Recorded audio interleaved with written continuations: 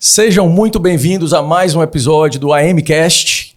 Hoje eu estou aqui com meu amigo Mauro Costa, jornalista formado pela Universidade Federal do Ceará, cidadão fortalezense, mas sobretudo parangabense, e um comunicador de primeira, um cara cuja história, trajetória, experiência é sempre muito inspiradora. A gente vai ter que fazer cortes sobre os temas que nós vamos falar aqui hoje, porque a quantidade de história que esse homem tem para contar não cabe numa hora de podcast. Mauro, seja muito bem-vindo, meu amigo. Meu amigo André Menescal. Grande André, obrigado pela alegria, uma honra estar com você aqui no AMcast. Parabéns pela iniciativa, muito importante essas conversas que você está tendo com pessoas que são próximas, mas ao mesmo tempo tem alguma conexão com algo que vocês fazem aqui, que o escritório oferece, que você tem na sua trajetória pessoal e profissional. E temos muita conexão mesmo, porque nós temos assim a mesma energia. É isso aí. As pessoas energizadas. Inclusive, né, a xícara de café aqui, do tamanho que já tá, eu já tomei café a quarta GG. Ou a quinta pelo dia de hoje. Estamos aqui no meio da tarde. Mas, Mauro, ao tempo em que eu te dou aí essas boas-vindas, né? Propositalmente eu tirei meu terno para gravar hoje. E eu, ao contrário, vim de advogado. Eu queria deixar muito claro quem é a autoridade aqui nesse ambiente.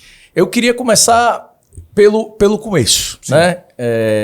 Pelo básico. É assim, cara, o que é que te fez ir para esse mundo da comunicação, né? Assim, você é jornalista, naturalmente, de formação, mas assim, o que é que foi te levando por esse lado? Teve alguma coisa que te inspirou?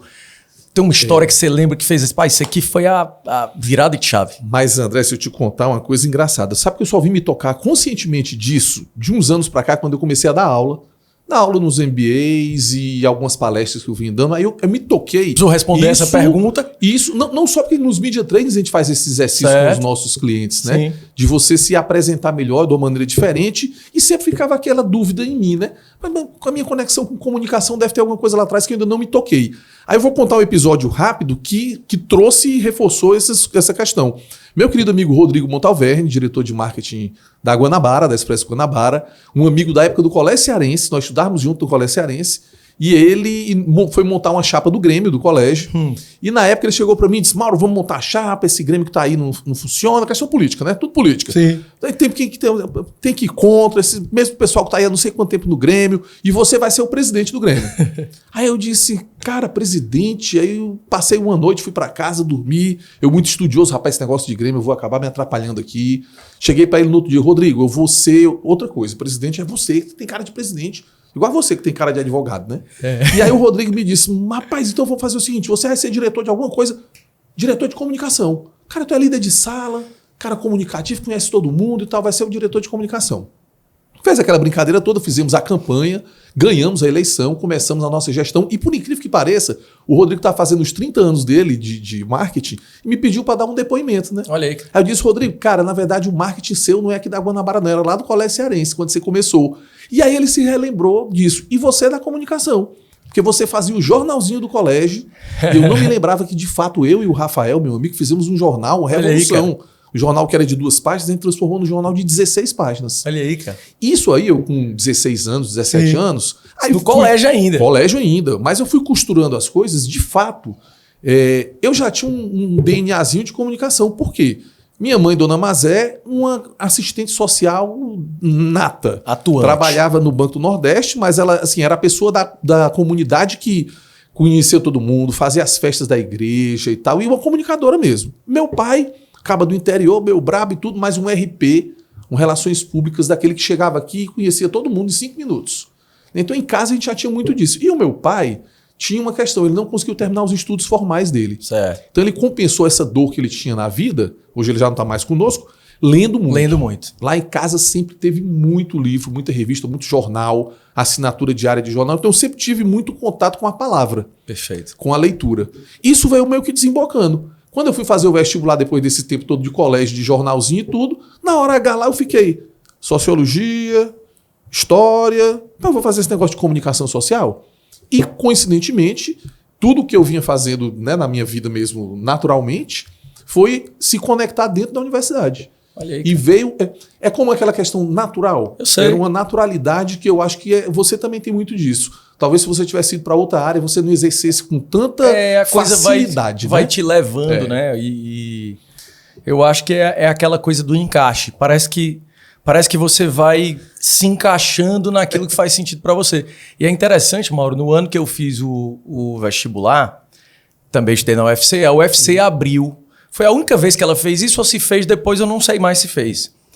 Era a primeira vez que ela deixava quem já tinha se inscrito no vestibular, se você quisesse mudar de ideia, você podia mudar a sua inscrição. Eu lembro. Você lembra disso? Lembro. Na Pronto. minha época também tinha isso. Pronto. Tinha isso. E aí passou vários anos sem ter. Eu acho que quando a minha irmã fez, não tinha. Quando eu fiz a inscrição, que foi para publicidade, portanto também para a área de comunicação, que, diga-se de passagem, cuida aqui da nossa comunicação e marketing do André Menescal Advogados. E a gente podia mudar a inscrição. E, cara, na época, eu tendia, assim, eu quase fui pro jornalismo. Jornalismo era a minha opção 2. E aí eu fiquei naquela dúvida. Conversei com alguns jornalistas, porque jornalismo, o que é que a gente pensa, né? Eu vou ser o correspondente da Globo em Nova York, né? Ou é televisão, você vai lembrar sempre daquela questão. Você é o correspondente ou repórter de TV. Lá na minha época tinha muito isso, tá? Você era formado e forjado para ser repórter. Perfeito. A gente se formava lá na comunicação, nós não tínhamos essa ideia, por exemplo, eu tenho uma agência de comunicação, Sim. com quem trabalhamos juntos, mas assim, o nosso calcanhar de Aquiles é gestão. Nós nunca tivemos nada na faculdade que nos ajudasse com gestão. O pouco que a gente aprendeu foi na marra. Nós éramos bons comunicadores, mas lá na faculdade para quê? Para ser um operário da comunicação. Você vai ser um bom repórter, um bom produtor, apresentador de jornal. Um apresentador, um editor. Era por ali. Mas o que acontece? A comunicação empresarial, comunicação corporativa, assessoria de imprensa, como a gente hoje fala, né? Muito. Na verdade, nem fala mais assessoria de imprensa, a gente já está mudando para relações com a mídia, podemos falar sobre isso já já. Mas na nossa época, quem ia para a assessoria de imprensa era meio que segundo plano, era relegado. É como se fosse um profissional que não funcionou muito bem, não deu muito certo e foi ser assessor. Entendi. Nada deu certo, se nada der certo, eu vou assessor de imprensa. Mas é repórter, não é assessor. Porque não era muito bem visto pelas redações. Perfeito. Algo muito novo, né? A nossa agência tem 29 anos de mercado. Vamos fazer 30 anos no ano que vem. Olha aí. Pegamos toda essa mudança da comunicação do analógico para o digital, vivenciando isso. A gente é da época, viu, galera? Não se espantem não, viu? Que se escrevia release sem pesquisar no Google. Sequer no Alta Vista, que era o pai do Google. Lembra do Alta Vista? Nem lembro. Tinha o Alta Vista e o KD. Eram os dois buscadores que tinham. KD. Né? E o Yahoo veio um pouquinho depois. Né? Veio depois um pouquinho disso, mas teve um certo sucesso. Foi. E a dúvida era se você dizia se era Yahoo ou Yahoo. Não tinha essa besteira? Tinha. Né? Então, nós éramos da época que para fazer textos de comunicação corporativa, eu tinha que ligar pro teu pai. Rapaz, o Paulão pode falar com a gente sobre assunto tal. Eu chegava pro meu pai e dizia, pai, tem algum engenheiro amigo teu que eu estou precisando fazer uma pauta, escrever sobre um projeto de engenharia de um prédio que está sendo construído e tal. E você ia na munheca, né? Então, só que naquela época já existiam empresas de assessoria de comunicação já construídas. Sim. A assessoria, como a gente vê hoje em dia, de comunicação corporativa, é uma atividade dos seus 40 anos, mais ou menos, no Brasil, um pouco mais do que isso, formatada enquanto agências. As grandes principais agências devem ter no máximo 50 anos. Se confunde um pouco de alguma forma com o fim ali do regime militar, não? O pessoal deu 40 anos. Era exatamente isso. Imagino que liberdade de imprensa. Cresceu muito, as empresas começaram a crescer muito, precisava de uma fala oficial delas. Perfeito. Então os departamentos de marketing se estruturando um pouco mais. Perfeito. Então foi aí que a gente ganhou um nicho de mercado. E eu, por uma coincidência, eu até falei isso na reunião do cliente nosso. Ele perguntou, pai, tu trabalhou em que jornal? Tu é jornalista? Trabalhou em que jornal? Eu sou um dos poucos assessores que eu conheço assim, que não teve muitas experiências em redação. Passei pelo Jornal Povo, muito pouco, fiz um estágio na Rádio Povo CBN. Desculpa, na época nem era o Povo CBN, era só Rádio Povo. Só o Povo, Rádio Povo. Passei no Diário do Nordeste, fiz um estágio curtinho, mas a minha escola de assessoria foi lá na antiga Teleceará. Olha aí. O cara denunciou a idade logo, né, gente? Teleceará era a companhia de telefonia, tá? Só para vocês saberem. Teleceará, ali na Borges de Melo, que tinha um departamento de comunicação extraordinário, conduzido pelo Augusto César Costa, jornalista experientíssimo, meu querido mentor, um dos meus mentores em vida. E lá, quando eu entrei para um estágio daqueles de um ano, que você fazia uma provazinha, em um ano eu acho que eu aprendi assim, a base de tudo que eu sei hoje. Mesmo. Eu acho que a minha escola principal foi lá, porque eu era estagiário, eu era aquele estagiário bicão. ficava pedindo para fazer matéria. Sei. O pessoal ia sair alguém para fazer uma matéria. Pô, André, eu posso ir contigo? Me coloca, me Posso chama. ir junto? Aí tinha um programa de rádio lá, eu pedia para apresentar. Mas posso apresentar esse programa um dia? Eu era meio metido, né? E aí o Augusto César Costa gostou muito de mim, e esse menino é danado. Aí de vez em quando ele me chamava, me passava uns rela, né? Dava uns carão mesmo assim no texto. Pô, esse texto tá muito ruim. Pô, esse texto aqui, tu botou a coisa principal aqui embaixo. Como é que a tua manchete tá aqui no terceiro parágrafo? Esse teu texto não tem nada a ver. Aí tu foi sendo forjado ali. Meio que, né, aprendendo nessa lógica da comunicação corporativa. E sempre muito observador, viu, André? Eu acho que uma coisa que você também tem, e eu também tenho, que é o misto de curiosidade com observação. Tem que São coisas um pouquinho distintas, tá? Curiosidade e observação. Para ver o que o mundo está lhe oferecendo, aquelas pessoas com quem você está conversando estão lhe passando de mensagem. Que o bom comunicador, ele não é só aquele que fala, não. Hoje em dia, mais ainda, sobretudo é o que quem melhor sabe escutar. escuta. Perfeito. Você falou isso agora, Mauro. A gente estava coincidentemente numa reunião hoje mais cedo com os líderes aqui do escritório e a gente conversava sobre networking. Né? Você é um pai, um mestre do networking e eu dizia que eu demorei um tempo a desvendar o mistério de como é que você saía ali daquela posição de timidez. Você está num evento, você fala, poxa, como é que eu vou construir networking se eu estou tímido, né? Até que um dia você desvenda um mistério que é: pergunte sobre o outro, fale sobre o outro, esqueça um pouquinho ali de você, foque no outro em interesses legítimos e autênticos e pronto, acabou-se. Né? E aí é aquela história, só precisa ser genuíno, né? Não pode ser forçado. Então é aquela história, se você vai perguntar sobre os filhos de uma pessoa, sobre onde ela estudou, sobre o estado de onde ela vem, tenha interesse genuíno naquilo que você está perguntando. Mas fazendo isso, essa timidez vai embora. E o que é mais interessante, a relação que é feita aí, ela se baseia em algo importante. Ela é de outro nível. Você falou a palavra que... Você falou do pai do networking, que é meu professor, né? Porque eu sou formado em networking com o professor Marcelo Miyashita, que é o meu mentor, com quem eu fiz a formação em network. Existem formações em network. Efetivamente uma formação em network. Sim, não existe. Inclusive o professor Marcelo lançou um livro recentemente, que o método dele de network, que é sensacional. O professor Marcelo virou um amigo. Engraçado, eu fui fazer o curso, a formação com ele, e nos conectamos assim maravilhosamente bem. E ele falava muito sobre isso. Olha, a conexão do networking, ela é uma coisa que tem que ser genuína e tem que dizer respeito mais ao outro do que a si. Isso tudo de comunicação. Na verdade, a comunicação como um todo, André, se a gente olhar, a comunicação eficaz, eficiente, que funciona, é aquela que não é autocentrada. Perfeito. Ela não é a comunicação, ela não diz respeito necessariamente só a você. Ela diz respeito ao outro e depois o que vai vir do outro com você. É porque é mais ou menos um erro que a gente tem desse de achar que comunicar é só emitir, né? Então é um negócio meio ególatra. Total. Todo mundo achar que o que é que eu estou dizendo, o que é que eu digo de mim, o que é que eu falo sobre mim. O bom comunicador a gente confunde talvez com o bom orador. E não são as mesmas coisas. Perfeito. São duas coisas distintas e você pode ser um excelente orador e não ser um bom mas comunicador. Não ser um bom comunicador, né? E vice-versa. Você ser um comunicador maravilhoso que tem dificuldades em oratória. Na oratória. Então são coisas distintas. E aí é legal até para o nosso público entender isso, né? Ah, mas eu sou uma pessoa tímida, como é que eu vou ser um bom comunicador? Tem nada a ver. Eu tenho vários clientes nossos que são executivos ou gestores.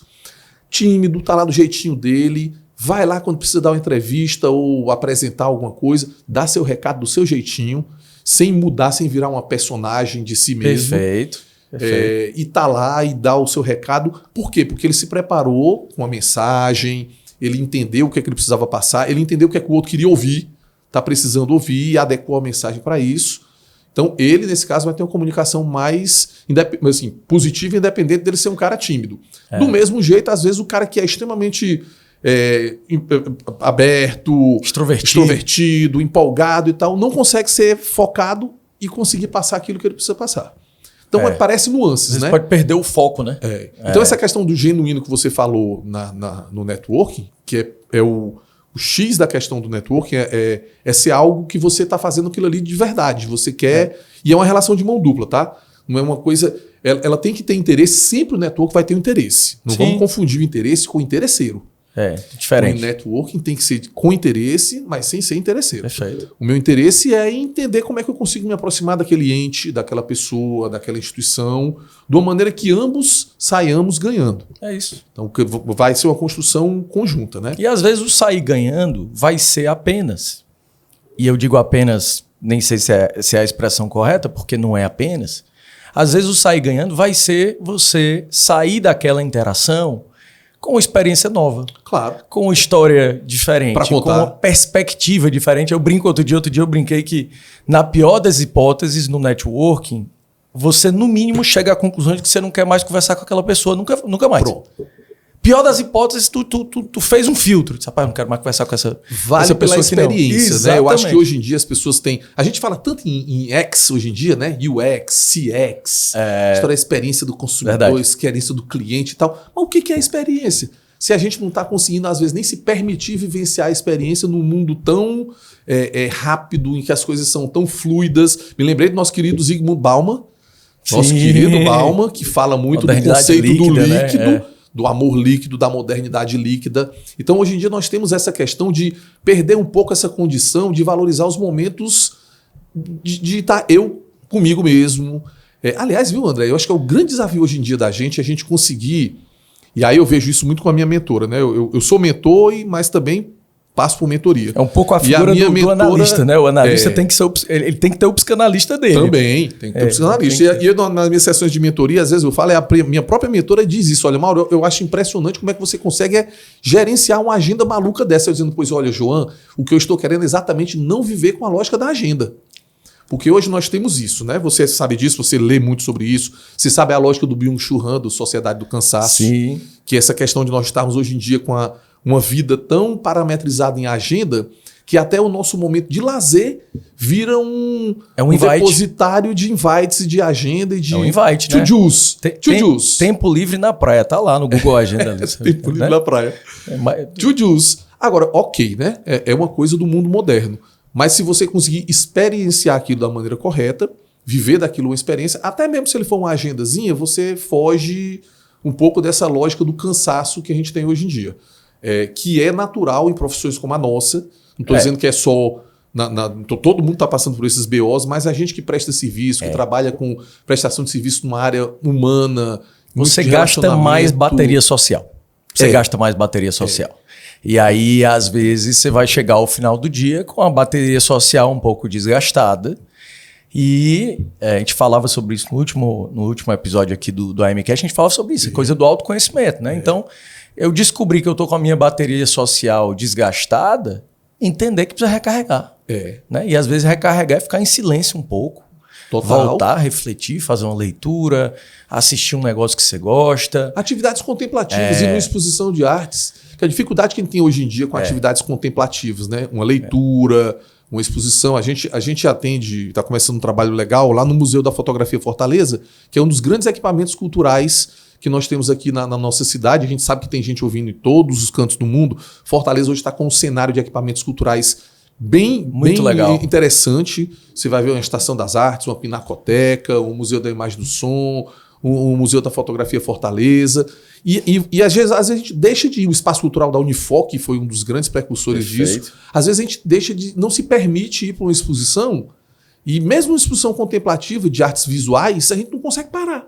Não. E ficar ali observando um quadro mais do que um minuto, que um minuto para a gente, mentalmente, a gente está, né? Então, pipoca uma notificação do WhatsApp, você lembra de olhar um e-mail. E isso aí caminha para o lado da comunicação, vai para o lado da gente, né? Hoje fazer comunicação, André, é muito mais desafiador, bicho, do que era há uns... não tenho nem dúvida. Eu vou chutar aí 5 anos, porque teve a história da pandemia como um marco demarcatório. Teve um divisor de águas aí, mas vamos puxar um pouquinho antes. Essa loucura já estava mesmo um pouquinho antes da pandemia, tá? Ela só veio acelerar um pouquinho alguns processos e esticar um pouco mais a baladeira em outros, usando um termo bem cearense, com a pandemia. Mas nós já estávamos muito cansados de excessos. Sim. Hoje nós temos assim, um conceito do quase uma obesidade da informação. Perfeito. Nós estamos assim, com um excesso de tudo. Hoje, tanto é que a lógica hoje é da curadoria de conteúdo. Isso que nós estamos fazendo aqui também é uma curadoria de conteúdo. Perfeito. Para quem está nos assistindo, nos ouvindo, em algum momento a gente vai tirar, pô, isso aqui que o menino falou é legal, no que o Mauro falou, isso aqui o André comentou. A gente vai tentar descobrir e ajudar as pessoas naquilo de que o que é melhor para mim, o que tem mais a ver comigo e o que é excesso, não tem nada a ver e eu preciso deixar, let it go, deixar para lá. Quando você pensa nos teus, assim, em todos os teus anos de carreira, mas nos 29 de agência de comunicação, O que é que tu extrairia como tuas principais lições lidando com comunicação corporativa? Cara, eu aprendi isso aqui. Isso aqui foi um negócio que você pode... Esse é o meu extrato de aprendizado. Uma coisa primordial hoje, cada vez mais, sabe? Mas a gente já fazia isso desde o começo. A gente notava que a comunicação ela tem que ser verdadeira. Ela tem que ser uma comunicação verdadeira em vários aspectos. No sentido de que de eu estar falando aquilo mesmo, algo que eu faça de verdade, que tenha algum propósito, uma lógica daquilo, que não seja uma comunicação montada, ok? E transparente também, na medida do possível. Óbvio que a gente sabe que transparência 100% não existe em canto nenhum do mundo, né? Mas assim, dentro da lógica de você fazer algo, você ser correto e transparente e honesto nas suas relações, inclusive na sua comunicação. Perfeito. Então você não querer enrolar as pessoas, os clientes, os parceiros, os jornalistas com quem você lida. Você tem que ter autenticidade. Eu talvez vou até um pouquinho mais. Eu vou pro lado da integridade. Você tem que ter um misto de autenticidade com integridade. A integridade, dentro daquela lógica, eu falo muito nas minhas palestras, o pessoal está até cansado de ouvir. A integridade, para mim, é a antítese do faço o que eu digo, mas não faço o que eu faço. Perfeito. É você fazer aquilo que você prega que faz. Perfeito. E aí a comunicação, para mim, isso a gente notou muito. E eu digo por quê? Já teve uns casos de clientes nossos, lá atrás, teve uma história, foi a primeira vez que eu me deparei com isso, sabe? Eu muito empolgado, comunicação. Acho que tinha 10 anos de AD2M. Nós começamos a fazer muita assessoria de imprensa de eventos. Sim. O Ceará começou a crescer na década ali de 2000 e meados dos anos 2000 como um grande celeiro e polo de eventos corporativos. Perfeito. Era a história do centro de eventos, que tá precisando de um centro de convenções, tá ruim, tem que ter um centro de eventos e tal, como nós temos hoje um dos melhores do país, né? Verdade. E naquela época começou a ter muito evento corporativo, não só feitos aqui, mas que vinham de fora, grandes seminários, grandes simpósios, que não tinha isso, tá? Só para tu entender. Isso até o final dos anos 90, começo dos anos 2000, Fortaleza não ganhava evento internacional de ninguém. Não era destino disso. Era nada, de forma alguma. E começou a ter, com um trabalho forte do pessoal da área de eventos, de turismo, uma secretaria de turismo formada, enfim. Aí lá para Santos teve um evento grande do setor de... Se eu disser, vai... Vamos dizer de beleza, para não dizer qual é. Ninguém lembra, de beleza. De beleza. E o beleza, cosméticas, belezas e tal. E o cliente lá na época, ele tinha ido para as reuniões, a gente muito empolgado com a assessoria, ainda estava no auge. Foi uma lição grande da gente, que era o quê? Não acreditar em tudo 100% que o cliente diz, porque às vezes o cliente exagera. E o cliente foi, rapaz... Tá falando isso para um advogado, né? Assim, a gente, olha aí, a gente vem com esse chip instalado, assim, você precisa saber extrair a verdade ali, porque conte-me a verdade. A história nunca é contada inteiramente para o advogado. O cliente, ele quer, às vezes, até para o advogado dele... Ele quer contar a versão que o advogado dele quer contar. Mal sabe, muitas vezes, o cliente que o que ele precisa é contar a verdade. Sim. Para que o advogado saiba trabalhar com esta informação e usá-la da melhor maneira possível, né? Pois eu uso muito essa metáfora e me aproprio demais de você nessas horas. Que eu digo, olha, doutor fulano, imagine que eu sou o seu advogado. O assessor de imprensa tem que ser do mesmo jeito. É isso. Aí vai lá, fomos lá divulgar o tal do evento, né? Aí o cliente lá muito empolgado, um senhor, e naquela época eles... sabemos que temos uma sociedade muito machista, muito calcada no paternalismo, naquele empresário, né? Aquele caba bruto. E o cliente lá, ele, digamos assim, ele tinha um pezinho assim na... Caba era tosco. Nesse perfil. E eu muito novinho ainda, comecei a assessoria. Rapaz, o cliente lá foi dizer o que era o evento, passando o briefing pra gente. Menino, era um floreado danado. Eu achando, rapaz, deve ser a coisa mais linda do mundo. Parece um evento sensacional. Pô, muito massa, e os números do cara lá, o cara deitando número pra lá e pra cá. E eu, muito novo, e aí é um erro da gente lá na época, não tive a malícia de...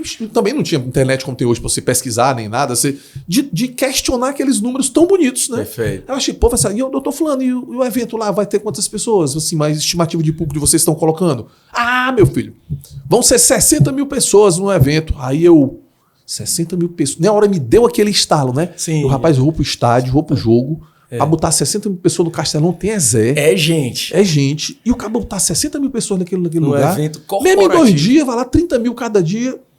Aí eu não perguntei, não questionei o número lá de movimentação e fui mobilizar a imprensa, né? Todo empolgado e tal. E não sabia que o cliente era daqueles meio fanfarrão.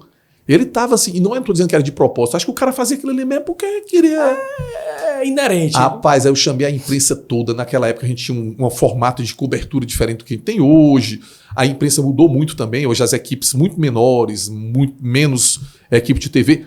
André, devia ter assim umas 5 TVs, praticamente todas as TVs lá, nos 2 jornais principais da época, repórter e tudo e tal, chegaram lá na hora para solenidade de abertura e tal, e eu olhando assim, rapaz, cadê essas 30 mil pessoas? Uns gatos pingados desse centro de evento. Tinha um pé de gente visitando a feira. E eu, rapaz, depois eu fiquei meio sem graça, porque todo mundo me pergunta, Maurão, cadê? E o pessoal, como é que a gente vai poder pegar o pessoal visitando? Que horas é a visitação? Dizendo, já está acontecendo. Já está. Aí virou gozação. Rapaz, que 30 mil pessoas, o quê, rapaz? Aí depois, no outro dia, frustrado como eu fiquei, né? Tendo sido instigado no meu aspecto de assessor incompetente, fui procurar as coisas e tal, comecei a ver que de fato o cara tinha inflacionado. E aí eu perdi a oportunidade de ser um assessor mesmo que tem que chegar ao cliente e questionar, como você questiona, como a gente questiona hoje em dia. Estou falando, a informação correta é essa mesmo? A gente está abordando da maneira correta? Daí a questão que nós falamos muito dos cenários de crise. Gestão de crise e reputação hoje é um ponto nevrálgico de comunicação para todas as marcas e todas as pessoas. E vale para vocês também, aqui no escritório de advocacia. Às vezes você está conectado com um caso, se você não souber trabalhar a sua gestão de riscos, você pode ir junto, sua reputação com a reputação do seu cliente. Nós, a assessoria também. Verdade. Então a gente tem um cuidado muito grande de sempre que bota o pezinho dentro do cliente, a gente alertá-lo, caso ele não tenha isso, óbvio, mas a maioria das empresas hoje tem, como ele tem visto a questão da reputação. Porque reputação hoje, André, bicho, mais do que nunca um estalar de dedos para você perder. É um fiozinho da navalha em que nós também, às vezes, no nosso afã, porque nós somos seres sociais, nós também estamos lá. Então eu falo aquilo no media training para o nosso cliente, mas eu posso ir lá no X, na hora com raiva, lá no estádio de futebol, e esculhambar a pessoa lá no X, e o pessoal, o Mauro tá pistola lá, torcedor pistola, não sei o quê. E você... Rapaz, hoje em dia você é meio o seu crachá. Você é o seu crachá. E eu digo muito isso para os nossos clientes. Você está representando uma empresa como executivo e tal, não estou dizendo que você vai ficar neurótico, 100% enlouquecido, não, mas os cuidados hoje em dia com a nossa imagem e a nossa reputação em tempos de superexposição devem ser maiores e deve ser algo que parte de nós. Não vamos esperar que os outros façam por nós, não. Porque nós não sabemos a lógica dos algoritmos, nós não sabemos o que é que pode virar um meme ou não. Não sabemos. Nós não sabemos o que pode ser encarado como algo divertido ou como algo que passa da diversão para o preconceito, para a grosseria, para ser algo pejorativo. Então, é um cuidado que eu sempre falo para os nossos clientes que a gente tem que tomar também nós. Né? Porque a nossa comunicação hoje em dia ela tem que ser muito clara e muito tranquila. Ah, Mauro, mas como é que eu faço? Então, não vou ter rede social, não. Isso é uma opção sua. O cliente nosso pergunta muito. Eu detesto esse negócio de rede social, não quero ter rede social. Aí, beleza, vai ter. Mas eu vou ter rede social pessoal ou profissional? Também depende. É uma questão de decisão sua. Você pode ter uma rede sua basicamente híbrida, assim, como eu faço. Sim. Eu abordo questões profissionais na minha rede do mesmo jeito que abordo questões sua familiares. Vida tá ali. É isso. Minha vida está ali, você faz isso muito bem também. É isso. Passa aqueles 2 conceitos que nós falamos. É o que eu acredito também. Autenticidade e integridade. Você é só uma pessoa, né? Você é só uma pessoa. Você não entra assim, liga um botão, você diz, agora mas, eu sou... tu lembra do Ruptura, né? Aquele seriado que tem na Apple TV, que é sensacional. Fantástico. Pra quem não sabe, galera, vai depois procurar o Ruptura, que é um seriado meio distópico, né? É totalmente distópico. Completamente distópico. Que você vai ter uma vida lá, você vai trabalhar numa empresa que instala um chip em você e você vai ligar o on ou off. Mas, vou ser sincero com você. Você é um cara mais novo que eu, mas a minha geração foi meio forjada da minha idade, a galera...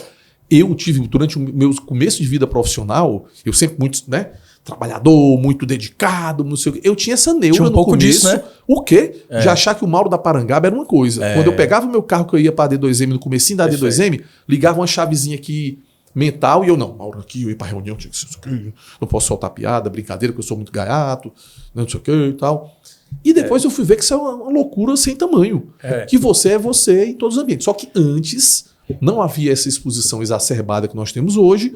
Algumas coisas nossas ficavam meio que guardadas ali para um ambiente ou outro que ninguém prestava atenção. Hoje você dá sinais a toda hora. Você dá sinais de que Então, assim, se eu sou uma pessoa desse jeito, né, expansiva, brincalhona e tal, eu sou eu mesmo. Cheguei agora lá na reunião que eu falei para você, que antecedeu a nossa gravação, eu aqui de blazer, né? E a mulher, nossa cliente, tomou um susto e olhou assim, que era a primeira reunião. Assim, rapaz, aí a pessoa me apresentou, sou o Mauro da nossa agência de comunicação nova, que vai começar aí e tal. Ela é jornalista, ela, meu filho, você é jornalista, ainda bem.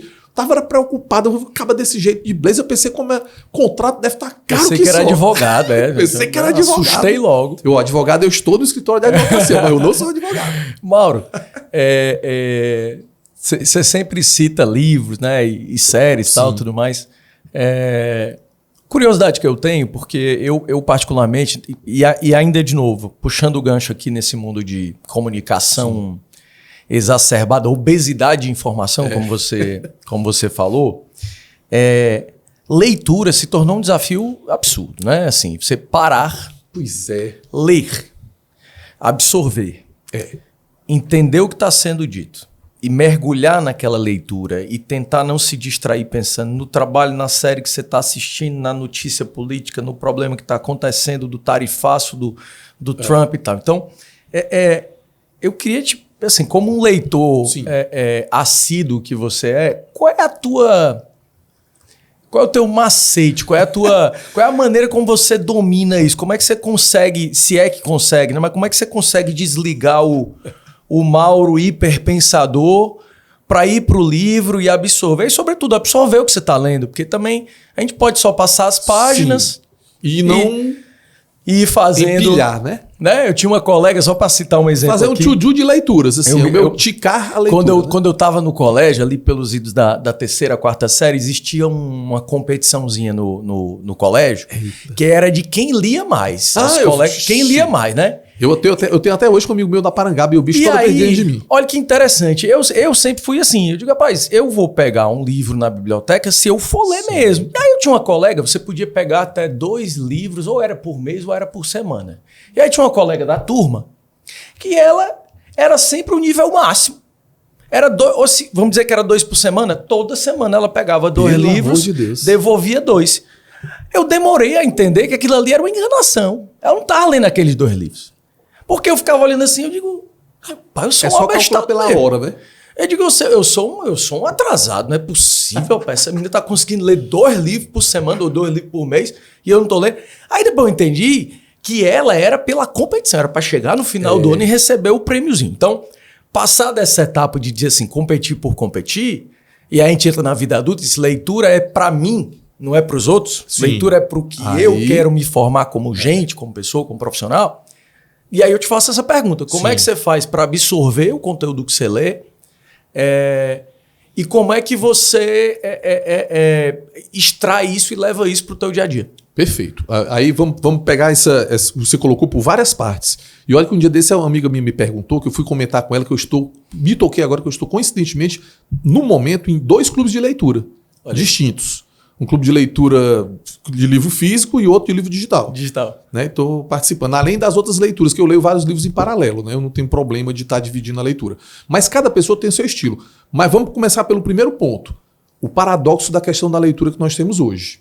Por incrível que pareça, hoje nós temos muito mais condição de leitura, muito mais oportunidades de contato com a leitura do que nós tínhamos até um tempo atrás, em que você precisava...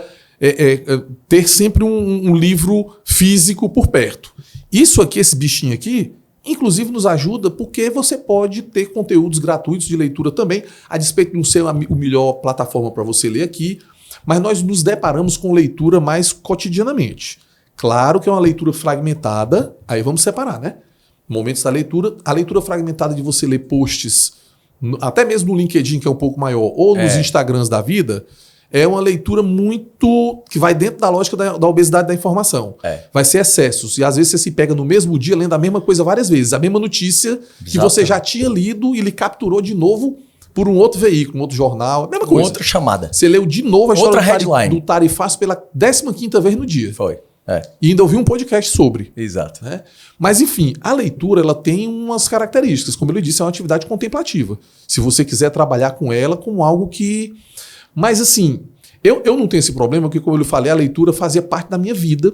Depois ela passou a fazer parte da minha vida profissional E aí eu às vezes me ressinto do pessoal de gerações mais novas de jornalistas, não é a da atual não, mais novas, que não conseguiram colocar a leitura dentro do seu cotidiano. E pra gente é sine qua non você ler.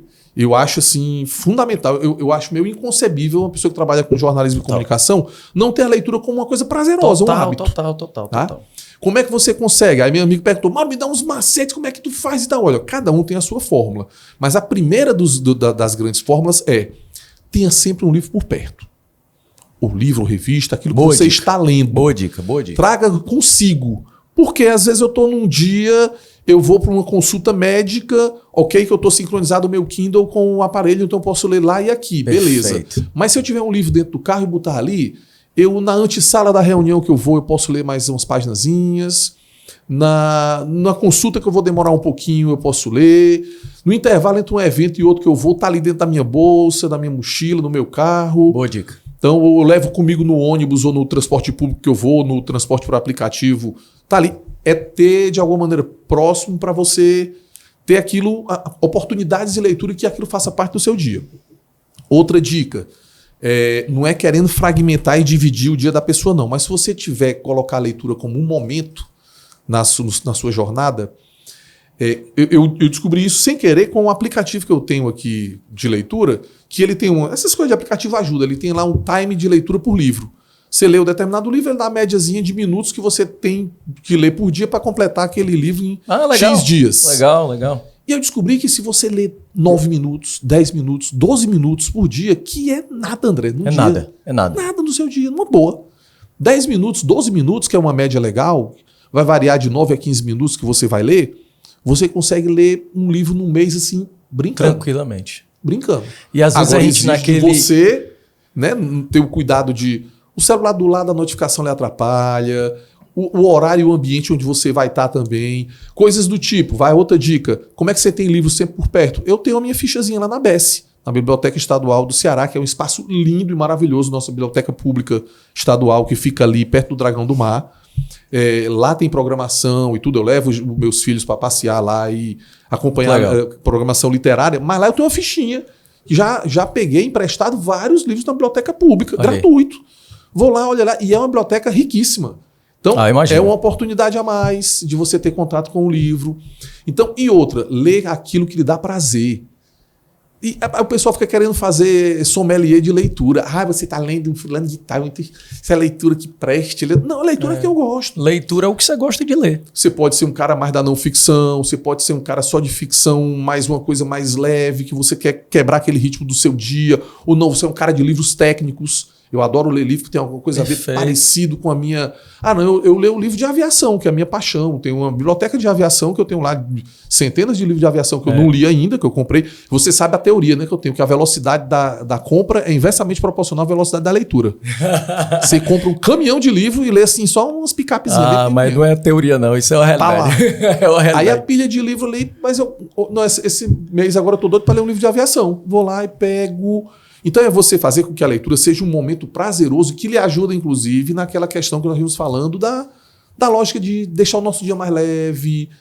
Esses clubes de leitura têm crescido muito, por sinal. O livro te desacelera, né?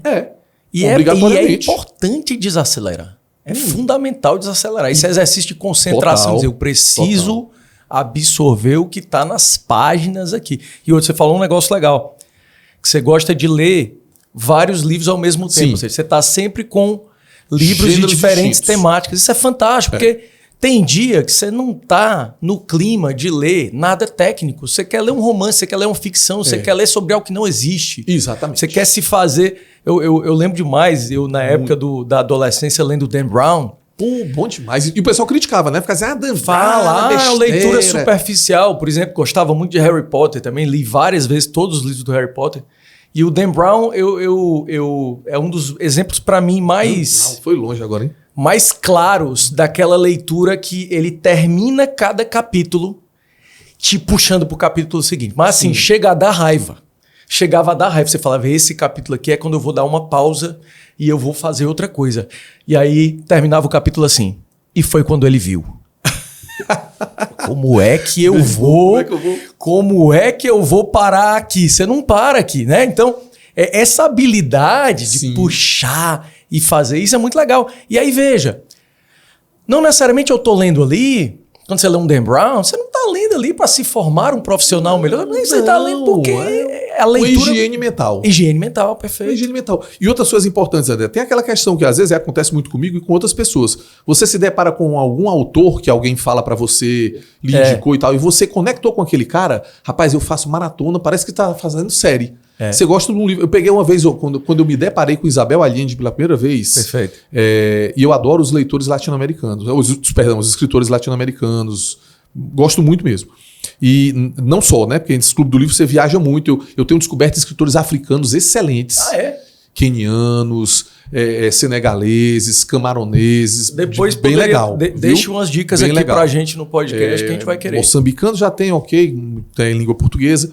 Mas, bicho, aí você vai, eu me deparei com o Isabel Allende, o primeiro livro da Isabel Allende que eu li, rapaz, foi uma epifania que eu terminei quando eu li o livro. Eu disse, meu irmão, essa mulher é uma loucura. Que história maluca. E ela faz umas histórias meio autorreferenciadas com as coisas da família, né? Muito legal. E por incrível que pareça, não era o clássico dela, tá? Do Casa dos Espíritos, que todo mundo, que virou filme e tal. Esse eu li depois. O que é que aconteceu? Você lê um livro desse, bicho, você fica tão empolgado, você maratona. Eu tenho vários escritores, né, quando eu olho na minha biblioteca lá em casa, caramba, que o Carlos Heitor Cunha eu maratonei na época que eu li, dos 2010, 2012, eu fui para um evento, tinha lá o livro dele, eu achei legal, comprei, gostei tanto que emendei 4, 5 livros dele. Isabel Allende do mesmo jeito. Vargas Llosa do mesmo jeito. Vargas Llosa... Não, vou te dizer, sabe o que foi que me fez... Lira Neto, você lê a biografia do Lira Neto para se deliciar. Cara, o que me fez ganhar mais paixão pela leitura, na época que eu estava ali na adolescência, foi Luiz Fernando Veríssimo. Sim, vi né? muito. Comédias da Vida Privada, 1, 2, 3, 4, 5. Levinho, quer dizer, é uma crônica e aí tem um tom de ironia, então é legal, uma leitura interessante. E veja, mas só vale quem está lendo Dostoiévski, Tolstói. Não, veja, é isso. Você tem que ler o que você gosta. E depois você vai lendo também o que você gosta. Por exemplo, eu li Crime e Castigo de Dostoiévski, mas te confesso que depois não tive paciência para ler outros livros de Dostoiévski. Mas Crime e Castigo me marcou. Gabriel Garcia Marques, por exemplo. Adoro. O livro que mais me marcou do Gabriel Garcia Marques foi Crônica de uma Morte Anunciada. Sensacional. Que eu gravei a frase que começa o livro, né? Que é o dia em que iam matá-lo, né? El dia em que lo iban a matar. Aí ele começa a contar a história. Que as primeiras frases do livro são aquela que lhe dão, né? Não, e aí a frase te puxa, né? Porque você fala assim, crônica de uma morte anunciada. Na primeira frase do livro, só, no dia que ele ia morrer, fulano de tal. E aí ele começa a contar a história do livro. E tá, pra mim, O Amor nos Tempos do Cólera, pra mim, é um dos livros que tá no meus top 10. Tá nos meus 10 livros tem que ler o que a gente gosta, né? Tem que ler o que a gente, o que a gente gosta. Não, e aí, finalizando essa questão da leitura, que eu acho legal, com uma coisa que você me perguntou, para não deixar de responder. Aí, como é que você coloca isso? Ok que, no meu caso, a leitura ela tem uma conotação profissional. Mas eu acho que, para mim, profissionalmente falando, eu acho que vale para todo mundo, tá? Gente, a leitura lhe dá uma ampliação de visões de mundo. Total. Uma ampliação de repertório. O seu repertório até para a sua vida cotidiana, de conexões que você vai fazer de coisas da sua vida. Ele vai lhe abrir uma janela para alguma coisa que você nunca tinha visto, mas que você presenciou num diálogo dentro do livro. Você vai se tocar que você pode vivenciar aquela experiência em algum momento da sua vida, em outra pegada, na sua vibe, no seu tempo. Então tem muito disso. Então a leitura... Não é à toa que o livro é uma plataforma que está aí há quantos anos? Quantos mil anos? Tem um tempinho, né? Ok? Tem um tempinho. E por mais que você saiba, e eu adoro ler nas plataformas de dispositivos, não tenho problema nenhum, dispositivos eletrônicos de leitura, sem precisar dizer marca, né? Mas os bichinhos de leitura tudinho. Mas eu gosto do cheiro do papel. Eu sou aquele cara que vai na livraria, abre o papel e cheira, para ver se o cheirinho da impressão e tudo. É bom. Que não vai morrer, não vai virar tão nicho quanto se dizia. Continua se vendendo muito bem, a gente vê os eventos de literatura. Nós fizemos agora recentemente um trabalho, a gente faz a assessoria de imprensa da Bienal do Livro, e a Bienal Internacional do Livro desse ano aqui no Ceará, meu amigo, foi um dos maiores eventos culturais do Brasil, não tenho a menor dúvida de dizer isso. Mais de 600 mil pessoas que visitaram o centro de eventos. Você via crianças, idosos, famílias juntos lendo, comprando livro, participando de sarau, de leitura, autor lançando e conversando. Então, assim, é algo que as pessoas gostam. Tendo acesso, elas vão usufruir, nos dá aquilo que você falou muito bem, que é uma sensação de conversar comigo mesmo. Desacelerar. É uma atividade contemplativa e vai trazer ganhos para a sua comunicação. Aí lá vou eu voltando para minha área, hein? Para minha rapadura. Você vai lhe ajudar você ser um comunicador melhor dentro da sua área de atuação. Mauro, mas comunicador é só quem vai dar entrevista, quem é porta-voz de empresa. Não, todo mundo tem um papel, assim, a comunicação tem um papel importante na sua vida. A comunicação interpessoal com a sua família, com seus amigos, com sua rede social, na sua igreja, no seu ambiente do trabalho social que você faz. Rapaz, vai ser você ter uma comunicação mais eficaz lhe ajuda até você discernir a hora de consumir ou não consumir informação, ou o que consumir e o que não consumir.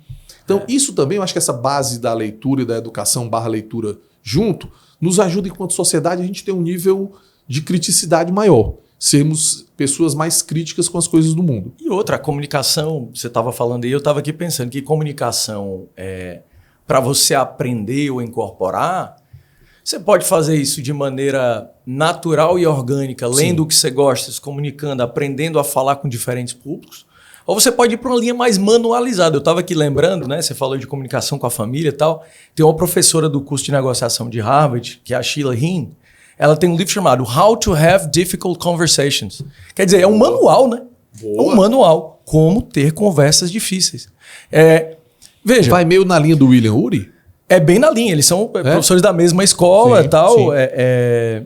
O William Ury talvez mais precursor da escola de negociação de Harvard. Eles seguem muito uma linha de colocar um pé no qual é o papel emocional dentro de uma negociação, né?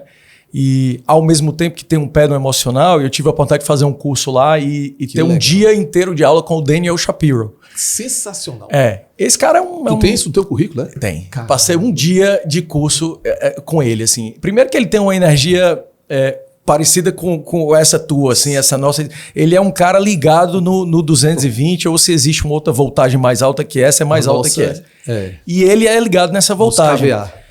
E aí tem um dia do curso de Harvard, porque dependendo desse curso, inclusive eu recomendo a todo mundo, não é um curso que tem seletivo para participar, o único pré-requisito é você falar inglês, porque lá você vai ser exposto direto, né? Não tem como... a negociar com outras pessoas, negociar com militar, negociar com contador, negociar. Você vai se negociar com as pessoas que estão no curso, são 100 e tantas pessoas no mundo inteiro. E aí, dependendo da programação, tem um dia que é a imersão full com um professor só. E aí tem um dia lá que foi com o Daniel Shapiro. E aí eles fazem o seguinte...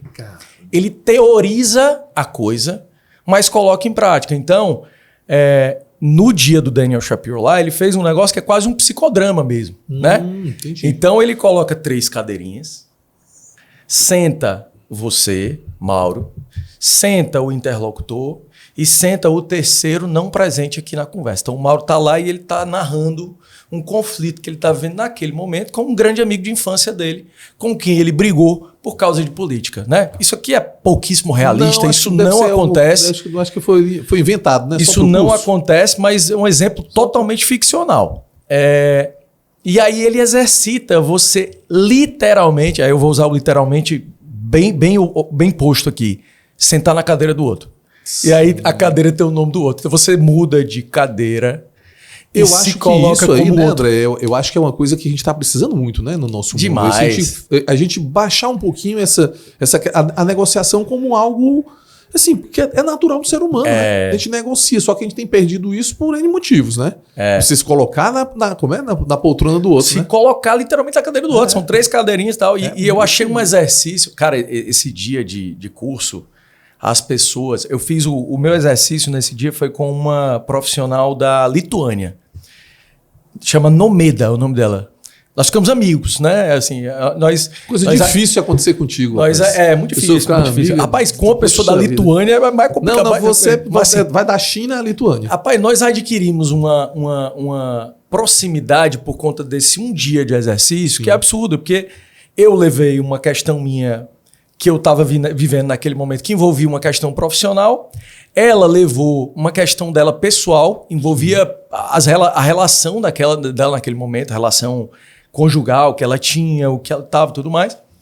Nós dois trabalhamos aquilo ali. Cara, o dia terminou com a gente se abraçando e ela dizendo, André, muito obrigado, como você me ajudou. E eu a mesma coisa com ela. Mas veja, método. Tinha gente, meu amigo, marmanjo de 2 metros de altura, forte, grande, um cara militar, que terminou esse dia chorando. Por quê? Porque quando você faz o exercício intencional de se colocar no lugar do outro, muitas verdades vêm à tona, muitos não ditos vêm à tona, muitos preconceitos ou deixam de existir, ou se confirmam, ou alguma coisa vai acontecer quando você faz esse exercício. Então, e uma outra coisa que você estava falando, e eu também fiquei aqui pensando, é que você falou do livro trazer diferentes perspectivas e visões de mundo. A gente não vai entrar nisso aqui agora, porque se a gente for entrar nisso, a gente teria que gravar um outro episódio, mas... Eu falei que são as 3 horas. Em outra medida, é o que acontece com as línguas, né? Sim, mesmo. Você é um cara que gosta de estudar línguas. De estudar línguas. A gente nos abre mesmo assim um horizonte cada distinto. Língua parece que você abriu uma nova angulação na sua visão. E o engraçado, viu, André, essa coisa que você falou das línguas, o pessoal até pergunta, por que tu gostou? Além de uma afinidade de uma coisa de eu gostar, eu acho que era uma coisa que, para mim, profissionalmente, também me ajudaria. Então, e aí tende um pouco também dessa questão do esforço, né? A gente tem que se esforçar em determinado momento para algumas coisas. Não vai cair no colo da gente, não, né? Então, a gente tem que entender que, do mesmo jeito que você, eu e várias outras pessoas que estão aqui assistindo, tem um determinado momento que são prioridades. A gente troca um tempinho por outro, né? Eu vou te dizer... Então, eu troquei muita cervejinha lá para fazer meu curso de alemão, porque era ali na Casa de Cultura, ali em frente à universidade, o pessoal saía para tomar umas no barzinho, que tinha disciplina barzinho. Eu ia para disciplina barzinho até 7 horas quando ia para aula de alemão. E outra você coisa... sabe que nada melhor do que falar alemão depois de você ter tomado 2 cervejas. Não, é diferente, né? Você fala alemão, diferente. beleza. Você fala um alemão perfeito. Não se sabe se os alemães vão lhe entender, não, mas... Pior que a professora dizia, rapaz, você tá tão bom hoje, você não podia dizer que eu tinha ido que eu tava tomando uma, né? Eu ia dizer, e outra coisa, essa história do esforço é legal, porque até certo ponto, para determinados assuntos, vai acontecer de você ter uma certa facilidade. Né? Eu gosto de línguas, estudei algumas, tal, tudo mais. Tinha a percepção dessa coisa da facilidade, até talvez estudar ali o francês, italiano. Meu amigo, quando eu comecei a estudar mandarim japonês, que eu estou estudando há 2 anos e meio... fim das suas aulas lá, o pedacinho... Mauro, a impressão que eu tenho entre uma aula e outra é que alguém chegou e apagou, assim, sabe? Pegou assim, você apagou 90%, ficou 10%. Um amigo meu que foi morar na Hungria disse que saiu de lá e continuou sem falar húngaro. Eu digo para a professora, tenha paciência comigo, porque não é possível. Lembra que a gente viu isso aqui no aula anterior? Eu digo, lembro que a gente viu, mas não lembro o que a gente viu. Então, se você puder, por favor, retomar. Então, de novo, como é pelo exercício, né? E pelo esforço e por a gente se obrigar aquilo ali, é muito legal. Mas... Já só fazer um complemento assim, que eu esqueci para não perder essa coisa importante da leitura. Que você me perguntou e essa eu não respondi. Como é que você faz para a leitura, para colocar e tal, para fixar? Eu acho que é um outro problema que nós temos no mundo atual e que já tem até estudos para isso, que é esse excesso de informação fragmentada que nós temos ao longo do dia, está dificultando hoje em dia nós conseguirmos, o cérebro da gente conseguir fixar as informações, tá? Por isso que às vezes você dedicar um tempinho para ler, para atividades assim, a gente está fazendo tudo muito picotado, é como se a gente tivesse hoje em dia uma memória RAM maravilhosa, mas o HD velho está quase vazio, né? Bem arranhado. Porque a gente está toda hora picotando as coisas. Como é que eu consigo fazer? Eu tento colocar as coisas que eu leio em alguma perspectiva do meu dia, não naquele dia especificamente. Eu tento achar alguma conexão. Por exemplo, eu tento citar em algum momento que eu estou lendo aquele livro, em alguma situação do cotidiano. Boa dica. Porque aquilo ali não parece para mim, aí pode ser uma coisa que seja só minha, que me deixa mais... Eu consigo me lembrar de livros que eu li há 5, 10 anos porque eu escrevi alguma coisa. Eu escrevo alguma coisa, me policio para fazer um postzinho simples dizendo alguma coisa daquele livro, porque eu acesso de novo aquilo num outro momento que não é o da leitura. Não, aí tu manda pra memória. Falo com uma pessoa, indico para alguém. Acabei de fazer isso com uma amiga minha. Ela coordena um clube do livro, a Marcela, muito legal. E ela postou um livro que ela tinha terminado, que eu também li, do Byung-Chul Han, que é A Crise da Narração, que é sensacional, vale também como leitura. Todo mundo só pensa no Sociedade do Cansaço. Esse da Crise da Narração é outro muito bom também. E aí eu falei para ela, tô lendo esse outro aqui, porque esse livro que eu tô lendo, mostrei para a Maíra agora aqui nos bastidores, tô lendo esse livro aqui. Eu tô falando isso, e isso tá de alguma maneira acessando. Perfeito. E vai ficar no seu cérebro como alguma... Parece aquela besteira que a gente dizia antigamente, como é que você aprende uma palavra nova? Você diz 3 vezes durante o dia em alguma situação que ela fica na sua cabeça. Escala alfabética, o cara vai dizer, o que é escala alfabética? Vai lá e depois... Durante o dia você vai pra reunião... Piada, né? O cara chega falando bonito o dia assim, o pessoal fala, rapaz, tu aprendeu essa palavra hoje, não foi? Eu cheguei nisso lá, um dia desse, tinha um menino lá meio caladinho e tal, Rapaz, o que é que você tem, rapaz? Aí, não, tudo bom, chefe? Você tá tão macambúzio. Aí ele, tá o quê? Macambúzio, meu filho. Procurei no dicionário, macambúzio. Aí ele olhou depois, caramba, é isso mesmo que eu tô. Eu tô desse jeito. Cara. Aí pronto, usei uma vez. Cara, essas dicas muito boas. Primeiro, apesar de simples, fazem total sentido. Andar com o livro perto. Perto. Lê o que você gosta. No meu carro tem alguma coisa. Lê o que você gosta, né? Não é ler porque estão mandando ler. Lê porque você gosta de ler e encontre a sua leitura, né? E esse ponto que você trouxe agora é de achar uma forma de você colocar a sua leitura referenciar aquela sua leitura em algum momento. E às vezes, né, Mauro, que interessante, né? Às vezes essa forma de referenciar a sua leitura não vai ser linear, né? Não, de forma Às vezes alguma. tu vai estar lendo sobre uma ficção e a tua mente vai fazer um link daquilo com um negócio do trabalho que tu tá vivendo e tá valendo.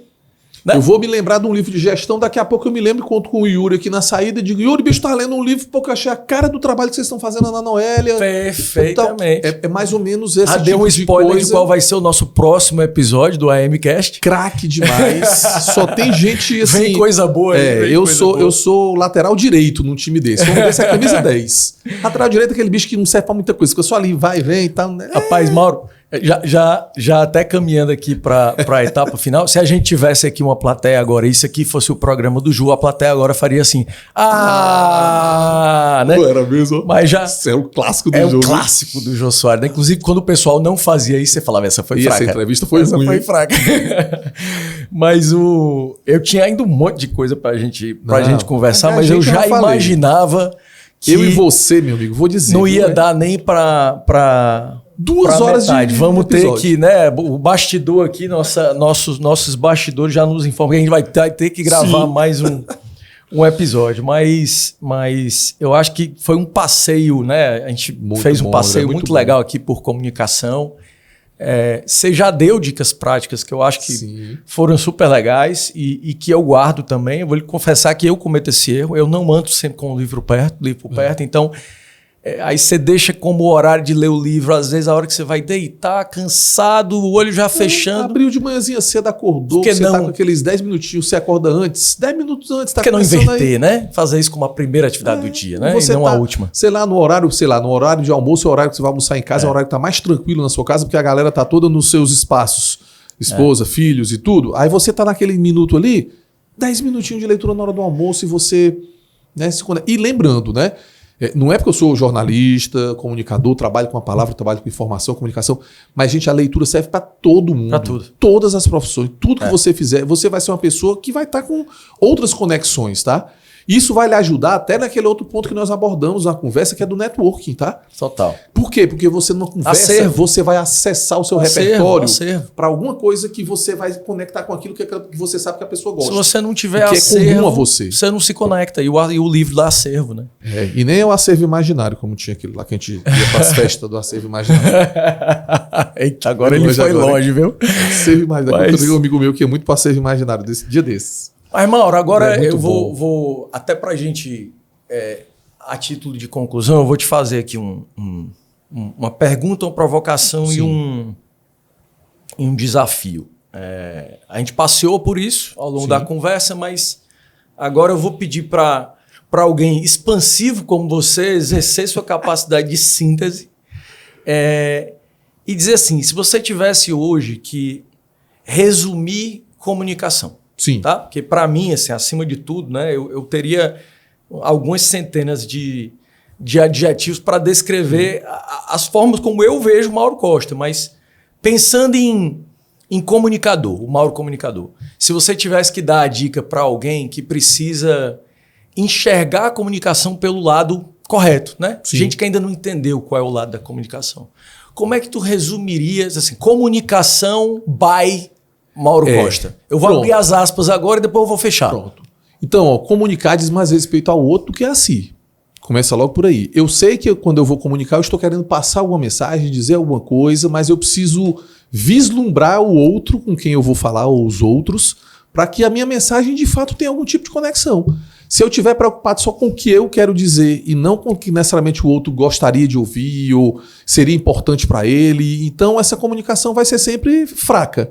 Então, assim, é você se despir um pouco, do seu ego e tentar observar os seus interlocutores naquilo que eles gostariam, desejariam, seria importante para eles receberem de comunicação. Então, assim, eu acho que é uma simbiose, é via de mão dupla, mas na maioria das vezes a gente acha que é via só de mão única, que é o que eu quero passar. Então a comunicação pressupõe, e aí isso vale para comunicação interpessoal mesmo em casa, tá? Às vezes a gente comete umas bolas divididas em casa com esposa, marido, filho, irmão, porque a gente tá sempre indo logo no afã de falar aquilo da gente. Mas peraí, antes deixa eu avaliar a situação como um todo. Essa aqui é a minha opinião, minha mensagem, o meu desejo de falar. O que é que eu espero, o que é que outra pessoa espera de mim. Então tente olhar a comunicação como algo mais que tem a ver com o outro do que consigo. Mais sobre a perspectiva Qual é a plataforma, aí você vai ver depois. Às vezes isso acontece até no bom e velho comunicação digital. Perfeito. Esses aplicativos de comunicação imediata, até neles você consegue sem dúvida. sabendo se comunicar e sabendo entender o que é que o outro espera, você fazer uma comunicação mais propositiva, mais humanizada, mais eficaz e uma coisa construtiva, né? Eu acho que a gente está fazendo muita comunicação. Vai voltar para aquele conceito lá do Marshall Rosenberg do comunicação não violenta. Perfeito. A gente tem hoje em dia trabalhado com uma comunicação muito violenta. Quando eu falo violenta, é uma comunicação muito imperativa. Ou agressiva. Direto ao ponto. Direto ao ponto, sem contexto. Sem elegância. Então, trabalhar com a lógica da comunicação construtiva. Perfeito. Tá? A comunicação como algo que engrandece a pessoa, engrandece a outra, o interlocutor e o ambiente. Pudesse dizer era isso. Fecha aspas. Grande André, obrigado, André. Meu amigo, quero lhe agradecer pela sua presença hoje aqui no nosso episódio. Foi muito rico, né? Eu já sabia que seria. Toda conversa nossa é sempre muito engraçado, rica. Né, André? Às vezes a gente conversa rápido porque o telefone é sempre rico, né? E é sempre muito rico. Levo aqui muitas dicas, levo aqui alguns aprendizados. Tenho certeza que quem ouvir aqui essa conversa, quem já te conhecia, vai conhecer novas histórias a partir desse nosso bate-papo de hoje. Quem não conhecia, agora conhece Mauro Costa, esse grande comunicador, jornalista, assessor de imprensa, amigo, networker, profissional, quer dizer, aí vem para os adjetivos infinitos aí. Caminhada longa que continuará na comunicação, que lá vai voltar para o começo da conversa, né? É o meu DNA. Eu sou o DNA de comunicador mesmo, assim, eu sou jornalista por formação, mas sou comunicador por essência. Meu amigo, muito obrigado mais uma vez. Obrigado, meu amigo. A gente aqui, com esse agradecimento, finaliza mais um episódio do nosso AMcast. Feliz de ter conversado com o nosso grato Mauro Costa, um grande comunicador. A gente se vê no próximo AMcast. Muito obrigado pela audiência.